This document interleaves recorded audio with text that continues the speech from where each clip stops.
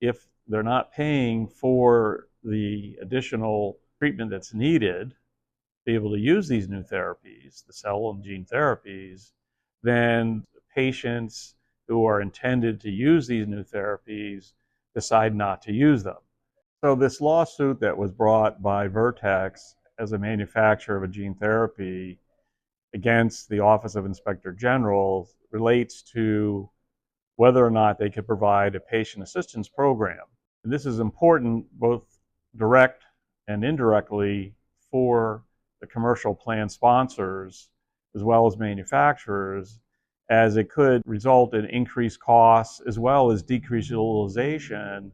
of these therapies. The decision by OIG to not allow patient assistance, in this case for people with sickle cell disease, could relate to the commercial side in a variety of ways.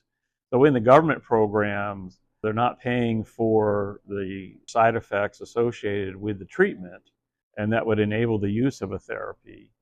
If they're not paying for the additional treatment that's needed to be able to use these new therapies, the cell and gene therapies, then patients who are intended to use these new therapies decide not to use them. So in the example, this Vertex case, patients would end up with fertility problems, and the cost of fertility problems becomes a major barrier to these patients, particularly in a government program. The utilization of these products, if they're not being covered or they're not being used as frequently as intended by the manufacturer in the marketplace, that could decrease production, decrease sales, impact profits on the manufacturer side, and it also can lead to less product available in the market that commercial plans won't be able to access, or in future cases,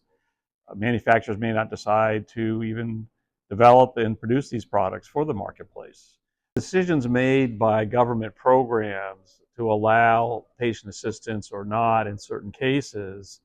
could have an adverse financial impact on the commercial employer plan sponsors in terms of higher prices that they would be paying.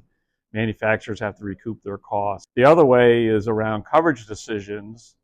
that may be made by the government could influence coverage decisions that would be made by the employer commercial plan sponsors that may be similar or different. And so that may have another financial impact back to the manufacturer as well as to the employer in terms of paying higher costs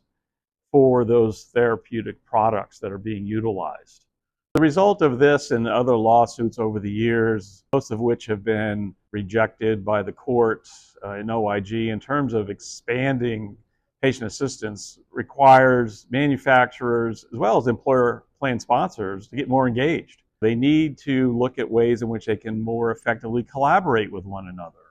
They need to get smarter about what's really going on in the marketplace and understanding that they can't just operate in silos as they have been doing. Every decision made has repercussions and implications to all parties. One of the many ways that both the industry, the manufacturers, as well as employers, as plan sponsors, can be more accountable is not only the transparency that's been talked about, but also looking at more effective collaborations and how they can be working on behalf of the patient who is the plan member. The other way is to look at, well, what are the more important performance measures that will make a difference in the marketplace? And then continue to improve upon that as you would do in any quality improvement cycle approach in how you manufacture a product or how you develop your coverage plans from year to year.